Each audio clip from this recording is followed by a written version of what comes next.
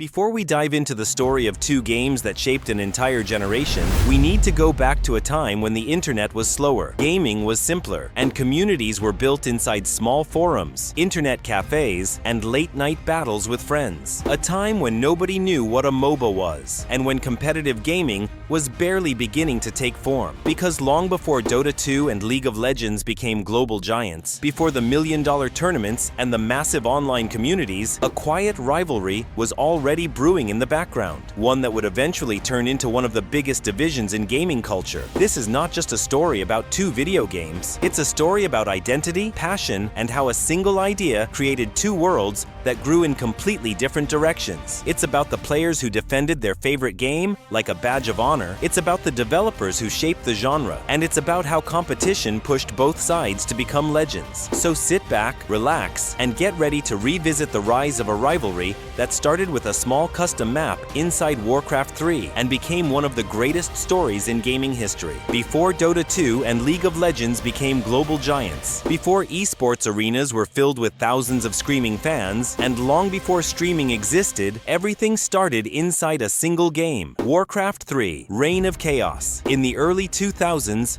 Blizzard's strategy game allowed players to create their own custom maps. Most of these maps were fun experiments, tower defenses, RPG scenarios, weird action modes, but no one expected one of those creations to start a gaming revolution. Among those maps was Defense of the Ancients, or simply .A. It was rough, unbalanced, full of bugs, and extremely confusing to anyone who didn't already know how to play. But even with all its flaws, Dota had something different. It had intensity, strategy, teamwork, and a kind of depth players had never seen before. Every match felt like a new story. Dota wasn't built by a company, it was built by the community. Over the years, different modders took control of the project, improving heroes, maps, items, and mechanics. It was a chaotic development process, but it worked. Dota became the most popular custom map in the world. Internet cafes across Asia, South America, Europe, and North America were filled with players spending entire nights fighting over lanes,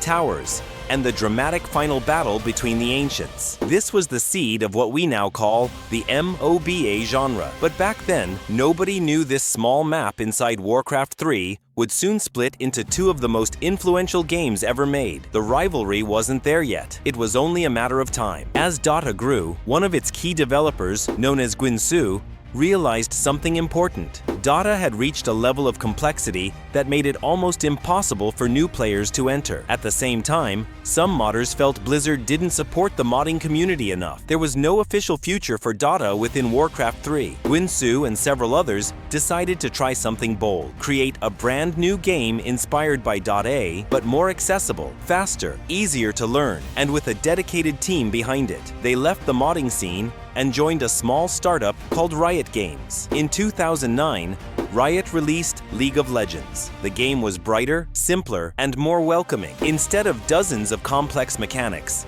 League focused on clean gameplay and a gentle learning curve. It didn't have denying creeps, it didn't have as many punishing systems, and it introduced concepts like summoner spells and runes to give players a sense of identity. People immediately noticed the connection to .A, of course, but League was different enough to feel new. It had its own style, and it worked. It grew fast, very fast. Players who felt Dota was too hard or too slow found comfort in League. Streamers and YouTubers began creating content. Riot communicated directly with the community, releasing constant updates, fixing bugs quickly, and adding new champions every few weeks. Meanwhile, the Dota community watched League's rise with mixed feelings. Some saw it as a friendly evolution. Others saw it as betrayal, because while Riot was building League, the original Dota still didn't have a clear future. That would soon change. Around 2010, Valve, the company behind Half-Life, Counter-Strike, and Steam, decided to step into the MOBA world. They contacted IceFrog,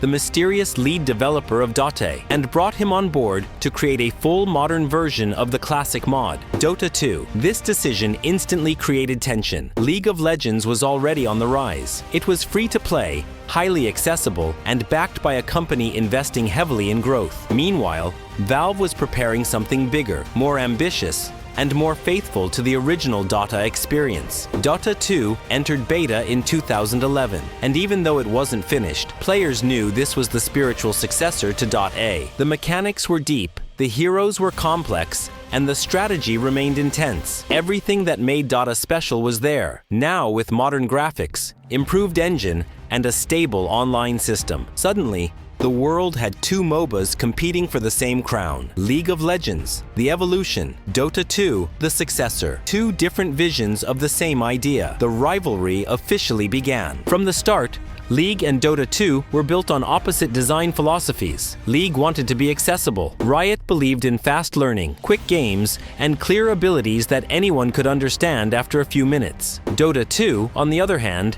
embraced complexity. It kept mechanics like denying creeps, high ground vision control, courier management, long cooldowns, and powerful late-game items that could flip an entire match in seconds. League players argued that Dota felt slow, punishing, and unnecessarily complicated. Dota players argued that League felt simplified and lacked strategic depth. This wasn't just a game debate anymore.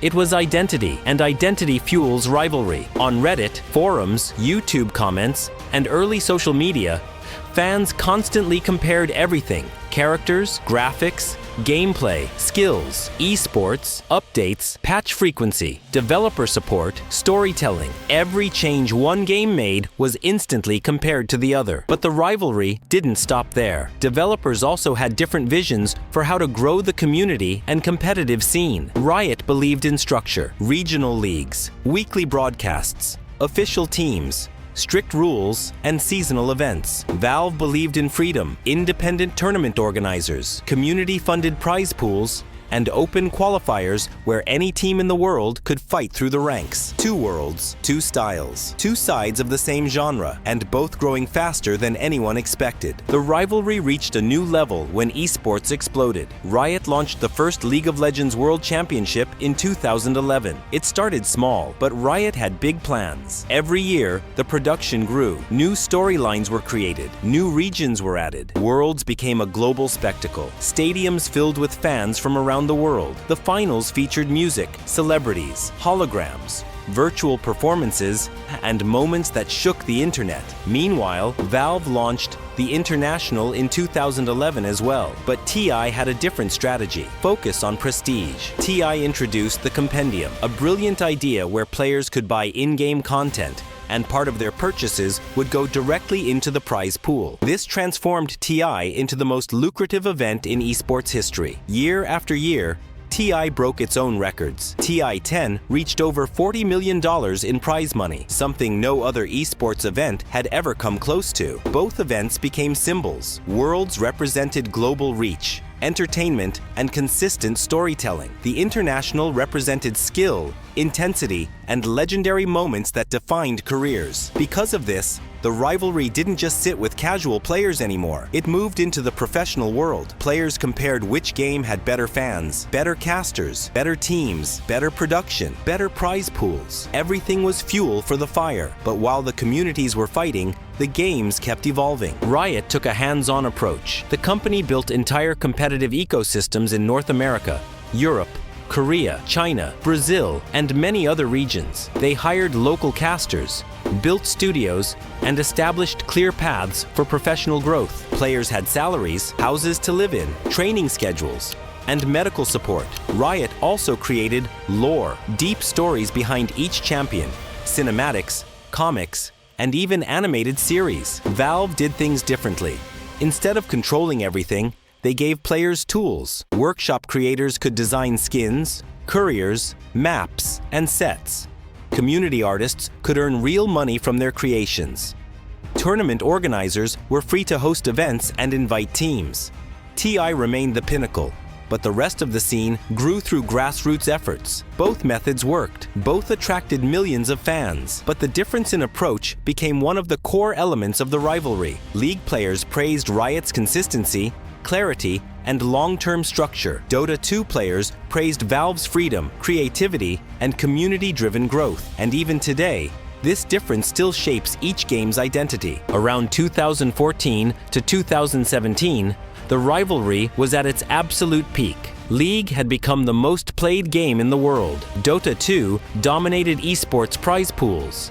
Memes exploded, debates grew, YouTubers and streamers constantly compared the two games in videos that reached millions of views. In public spaces, players would ask each other, Dota or League? It became a personality question. Of course, the games themselves were evolving at lightning speed. League added new champions, reworked old ones, and modernized the map. Dota 2 introduced the Reborn update, added the Arcana system, kept refining the game engine, and expanded its hero roster. Both communities were passionate, fiercely loyal, and loud. Every victory one game had was seen as a loss for the other. If Dota 2 broke a prize pool record, League fans argued that money didn't matter. If League achieved massive player numbers, Dota fans argued that difficulty and depth were more important. But behind all the noise, an interesting truth existed. Both games were pushing each other forward. Competition makes excellence, and these two games proved that over and over again. Despite the rivalry, the truth is that League and Dota